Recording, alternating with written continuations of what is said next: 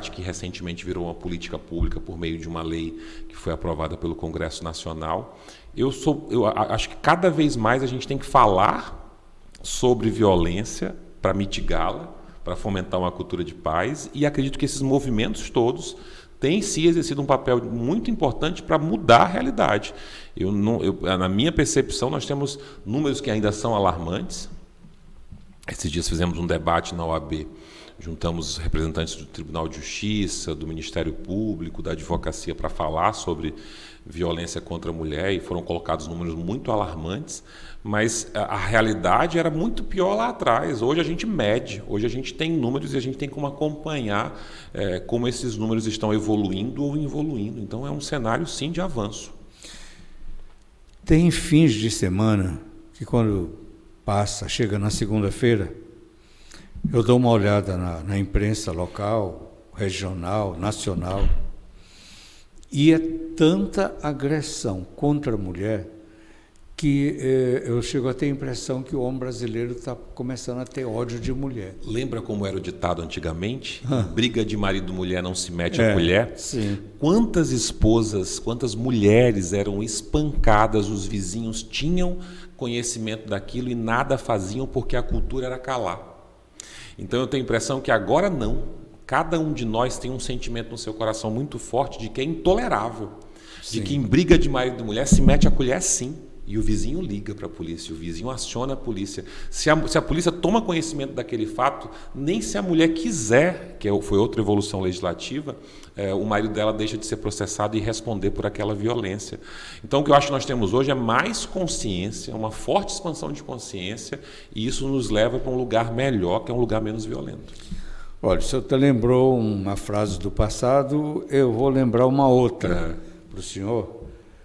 Ver se o senhor conhece ela, e a consequência que ela traz. Prenda a sua cabrita que meu bode está solto. O senhor conhece essa? Conheço o resultado. Essa é bem lá do seu estado do Ceará. E do meu, que sou próximo do senhor ali. Eu sou lá do Maranhão. Qual é o seu? Do Maranhão, ali perto. Então, a cultura machista vem daí. Mas vem também de alguma coisa mais antiga, que era de fazer o homem protetor da família. Era ele que ficava com o encargo da defesa. Se alguém agride sua mãe, sua filha ou a sua irmã, é você que vai lá, nem que seja para morrer, né? Para você mostrar que você é o macho que defende a casa, é você que vai lá, né? Mas isso também é uma coisa que vai passando de geração para geração. Então, o senhor não acha que seria interessante uma campanha, como essa que você está fazendo amanhã, envolvendo padres, pastores, todas essas pessoas que têm diálogo permanente com a sociedade, para transformar isso em homilia, em mantra, em coisa obrigatória, o pastor falar sobre estas políticas de pacificação, né? Ou combater essas condutas machistas, ali onde eles têm digamos, uma convivência, né? Ali mais íntima, mais confiável, e sair dali internalizando aquilo, porque só fazendo leis e criando conselhos, nós não chegamos lá, não. Eu gosto muito de uma frase do Obama, aliás, gosto muito do personagem Obama, da liderança que ele exerce, mas tem uma frase dele que eu acho muito especial, que é: sejamos nós a diferença que nós queremos no mundo. E a gente tem procurado ter essa postura na ordem, não só dialogar com outras instituições, mas a ordem mesmo ter posturas proativas para mudar essa realidade. Porque às vezes o cenário mais fácil é eu apontar as falhas do outro, né? Então a ordem entra com ação civil pública, a ordem chama todo mundo para conversar, e dessa conversa tem acontecido políticas públicas. Nós temos tido postura proativa em matéria de violência contra a mulher. Doutor Márcio, veja só, nós temos, eu não sei o número exato, o senhor sabe quantas leis estão em vigor no país hoje? Tem uma ideia? Ninguém sabe. Ninguém sabe, né? Eu acho que nem a Presidência da República, a Casa Civil, que faz uma organização das leis do país, tem tanta noção. Eu estou lembrando aqui de um levantamento, aí acho que foi 2017 ou 2018, que uma entidade do mundo jurídico fez e achou algo em torno de 4,5 milhões. Deve ser mais. Naquele tempo era, todo dia criam, né?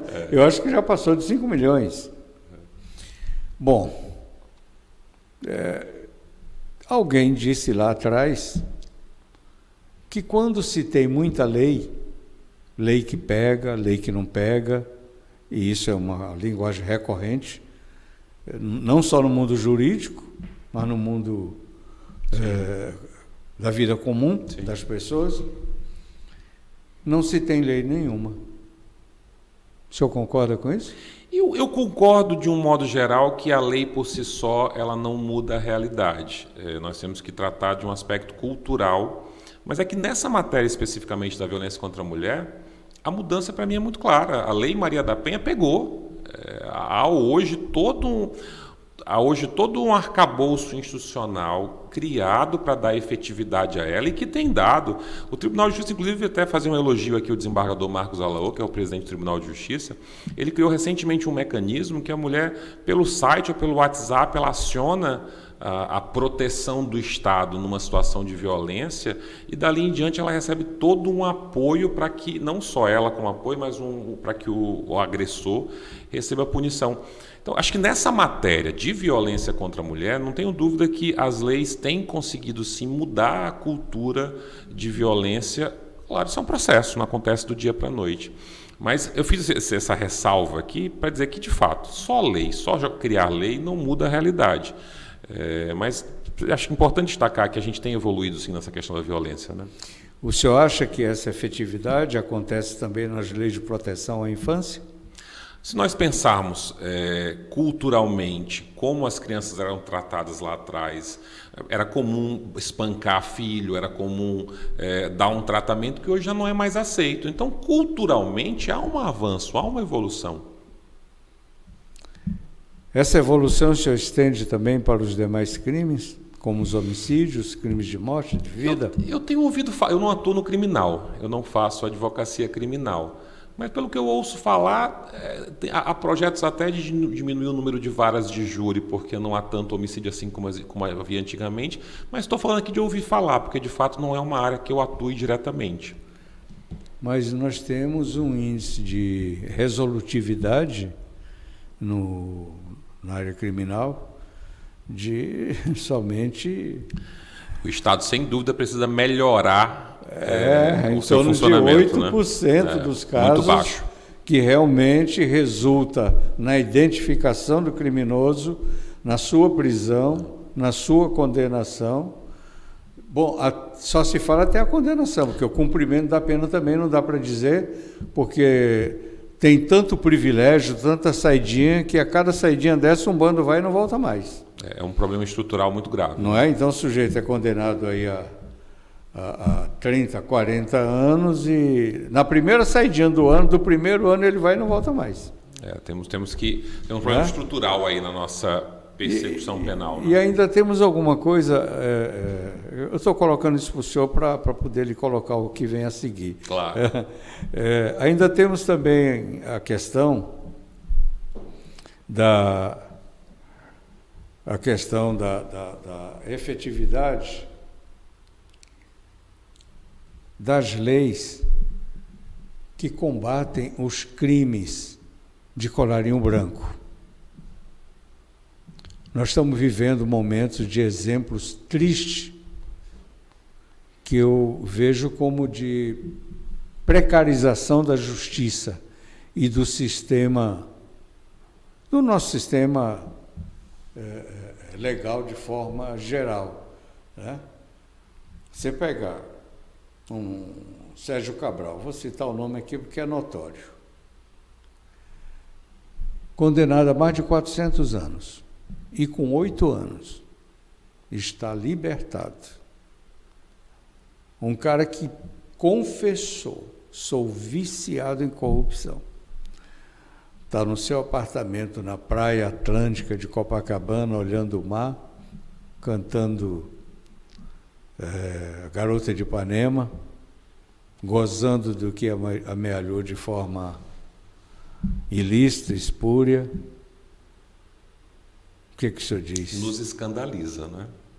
Nos escandaliza, nos faz pensar que é preciso ter uma mudança estrutural que assegure a efetividade da lei penal, sem dúvida.